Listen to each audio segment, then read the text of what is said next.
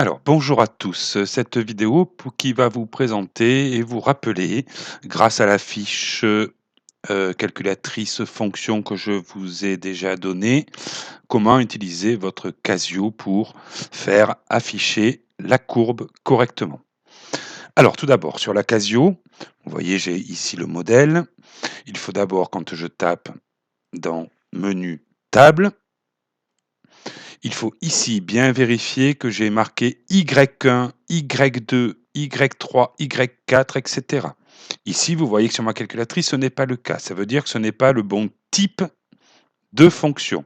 Donc, je vais aller cliquer sur Type grâce à la touche F3 et je vais sélectionner le type de fonction qui s'écrit Y égale. Il faudra toujours vérifier ça. Voilà, c'est fait. Vous voyez bien ici que j'ai fait apparaître Y1, Y2, Y3, Y4, Y5, Y6, etc. Alors, dans la fiche que je vous ai transmise, je vous ai donné un exemple avec une fonction, celle-ci, f de x, qui est égale à x au carré, moins 3x, moins 4, sur l'intervalle, moins 3, 6. Bon, il faudra toujours démarrer par saisir la fonction qu'on me donne. Ici, je vais donc saisir x au carré, moins 3x, moins 4 sur la ligne des y1. Alors attention, le X se fait ici grâce à la touche XOT. Donc je clique X au carré moins 3X moins 4. Je clique sur Exé. On voit ici le signe égal qui est en surbrillance, ce qui veut dire que c'est cette fonction qui est sélectionnée.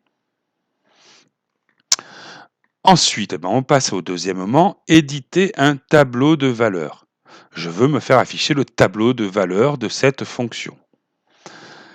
Pour cela, il faut d'abord que je fasse un réglage du set ici, c'est-à-dire que j'explique à ma calculatrice que moi, je veux les valeurs de la fonction que pour des x compris entre moins 3 et 6.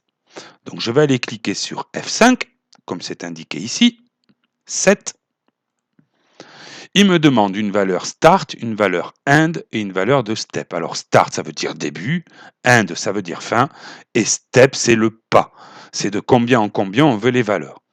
Alors, ici, mon début de valeur dans mon tableau pour x, vous voyez bien que c'est marqué tab setting x, donc on est bien pour les valeurs de x. La plus petite des valeurs, c'est moins 3. Donc je vais taper moins 3, attention, le moins avec ici. Je ne vais pas faire moins 3 la soustraction.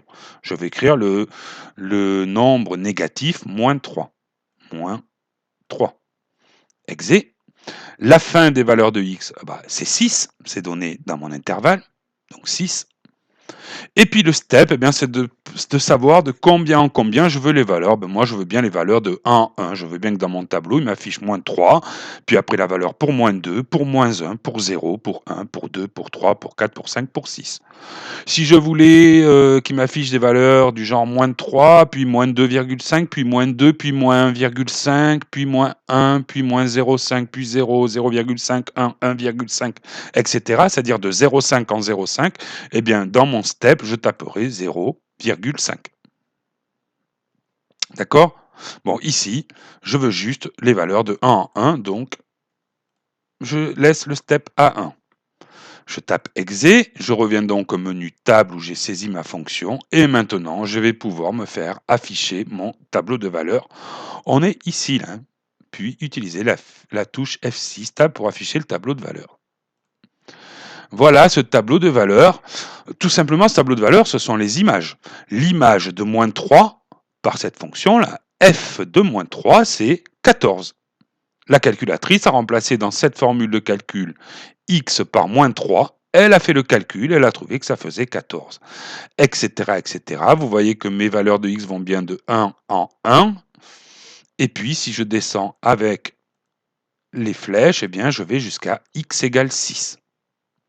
Bien. Alors, ce tableau de valeurs, il faudra toujours se l'afficher avant d'espérer tracer la courbe représentative de la fonction. Parce que ce tableau de valeurs, il va nous aider à régler ce qu'on appelle la fenêtre d'affichage. La fenêtre d'affichage, il faut faire Shift, ne le faites pas là, il faut faire Shift V Window et il va falloir remplir x min et x max, c'est-à-dire la plus petite valeur des x et la plus grande valeur des x, et puis y min et y max, c'est-à-dire la plus petite valeur des y et la plus grande valeur des y. Alors, autant la plus petite valeur des x et la plus grande valeur des x, eh bien, elle est donnée par l'intervalle. Ici, je vais taper moins 3 et 6.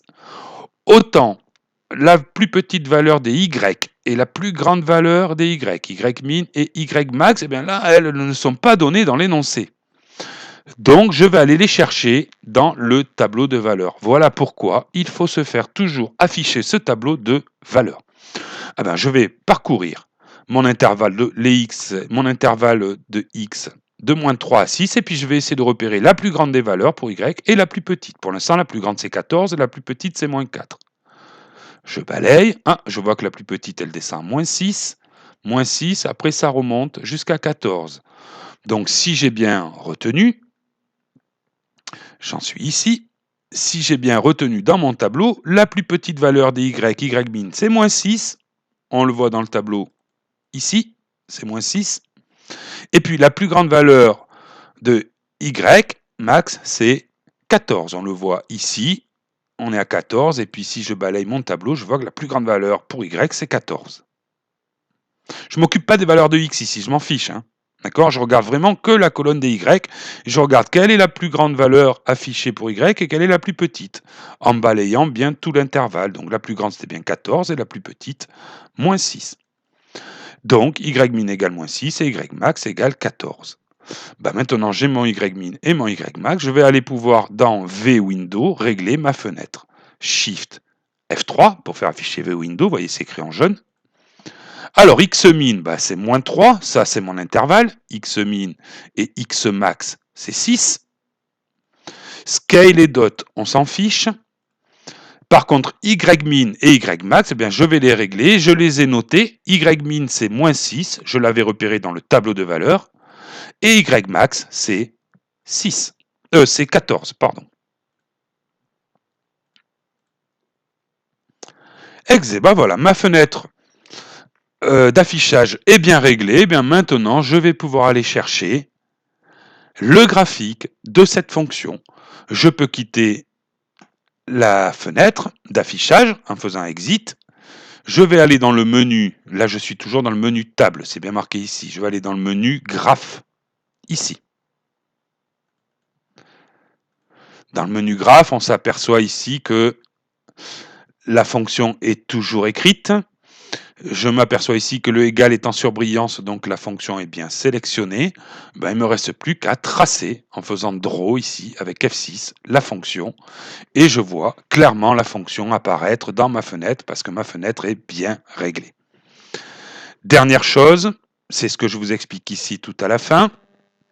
La fonction trace ici, que vous avez ici, trace en jaune, donc il faut la faire Shift F1, eh bien ça permet de me faire afficher un point sur la courbe et d'aller lire les valeurs. Regardez bien, Shift trace.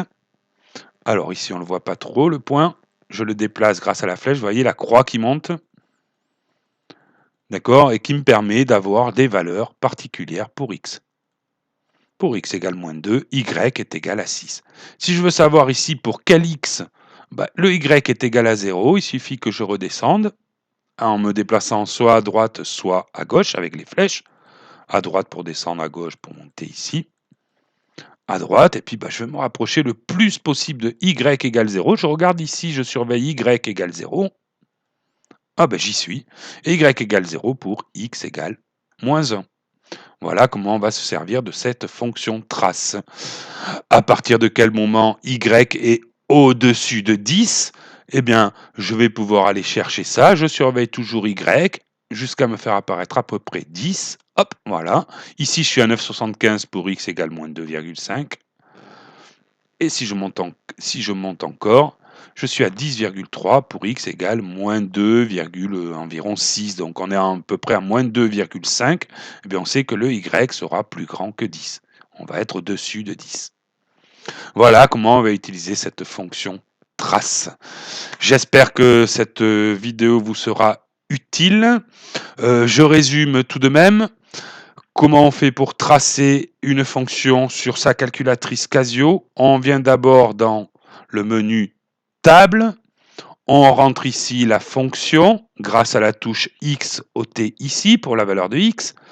Puis on va régler le set avec F5, c'est-à-dire régler l'intervalle de définition qu'on me donne, moins 3 à 6 dans mon exemple, et puis le pas de combien en combien je veux voir les valeurs.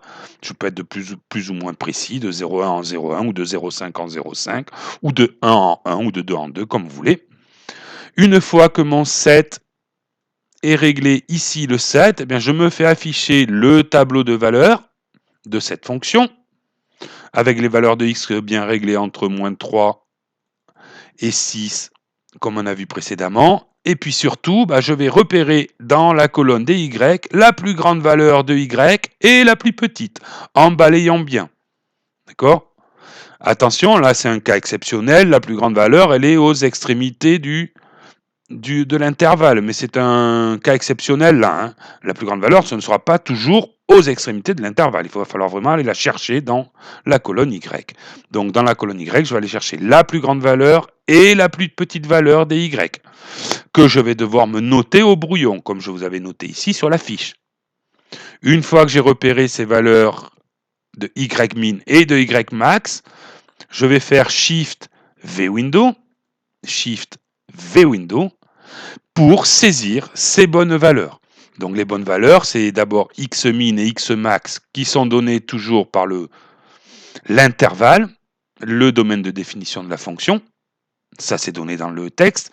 Et puis les y min et le y max, le y min et le y max, qui a été trouvé dans le tableau de valeurs qu'on aura écrit au brouillon. Une fois que ma fenêtre mon réglage de fenêtre est bien fait, eh bien, je viens dans Menu et je vais me faire afficher avec Menu Graph et puis Draw ici, la fonction. Voilà, eh bien, c'est à vous de jouer. Bon courage.